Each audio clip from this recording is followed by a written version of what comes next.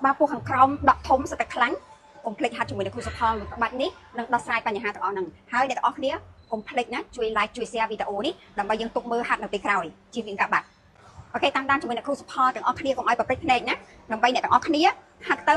បានផលលឿនហើយអ្នកគ្រូនឹងចែករំលែកទៅអ្នកទាំងអស់គ្នាទាំងកំហុសដែលអ្នកគ្រូធ្លាប់ហាត់អ្នកគ្រូនឹងចែករំលែកទៅអ្នកទាំងអស់គ្នាទាំងការហាត់ខុសហើយនឹងការកែតម្រូវអូខេតោះអញ្ចឹងទី1អ្នកទាំងអស់គ្នាត្រូវ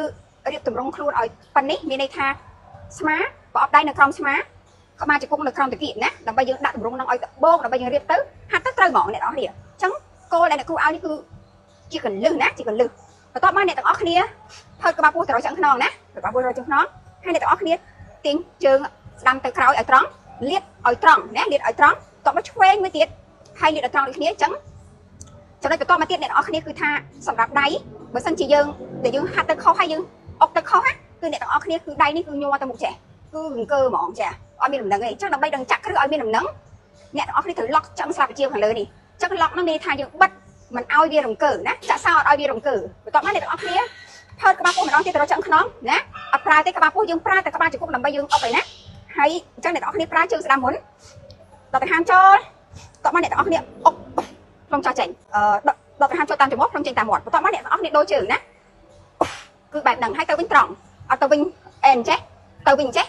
គឺអត់ចូលទេអ្នកទាំងអស់គ្នាណាអញ្ចឹងក្បាច់នេះគឺថាក្បាលពោះខាងក្រោមដុតខ្លាញ់សាហាវអ្នកទាំងអស់គ្នាអញ្ចឹងអ្នកទាំងអស់គ្នាអាចធ្វើមកខាង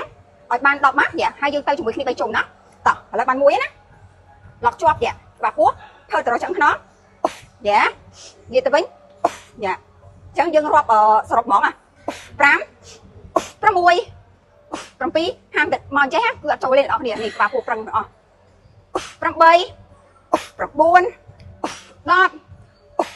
11ឆ្អឹងស្លាបជានេះឡុកជាប់ឃើញអង្គើអ្នកទាំងអស់គ្នាអុកវិញអង្គើដែរ13 14 15 16 17 19 20អ្នកទាំងអស់គ្នាគឺថា20 10នេះណាអ្នកទាំងអស់គ្នានិយាយមែនមិនថាស្អាតទាំងក្បាលពោះក្រោមចូលទាំងដៃទៀតអញ្ចឹងគាត់ថាក្បាច់គោលរបស់យើងគឺយើងយកក្បាលពោះណាក្បាលពោះប៉ុន្តែអ្នកទាំងអស់គ្នាធម្មតាលំហាត់ប្រាណយើងហាត់គឺបានច្រើនចូលមកច្រើនប៉ុន្តែគោលរបស់វាគឺក្បាលពោះណាអញ្ចឹងសម្រាប់មកជុំអ្នកទាំងអស់គ្នាជៀសវាងការសាច់ដុំយើងបាត់ក្តៅអ្នកទាំងអស់គ្នាត្រូវតែតទៅក្បាច់ទៅជុំទី2ទៀតណាឲ្យបាន4 5ទៅ5អីទៅបានហើយតោះឥឡូវយើងចូលជុំទី2ណាចូលជុំទី2ជាមួយគ្នាតោះរៀបខ្លួនសិនដូចអ្វីដែលអ្នកគ្រូបង្ហាញបន្ទាប់មកធាក់ជើងក្រោយឲ្យលាតឲ្យត្រង់ហើយតឹង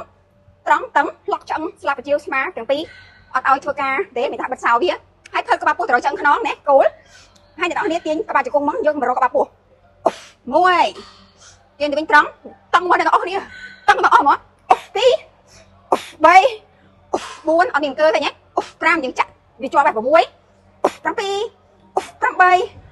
9 10តែប៉ុណ្ណេះក៏ជារឿងស្អាតដែរណា11 12 13 14 15 16 17 18 19 20អូក្បាលពោះក្តៅហើយស្លាបបញ្ជាយើងនេះព្រឹងនេះគេថាចូលស្មាស្អាតទៀតអ្នកនរគ្នាឥឡូវយើងជប់ជុំទី2ហើយអញ្ចឹងអ្នកនរគ្នាគឺថា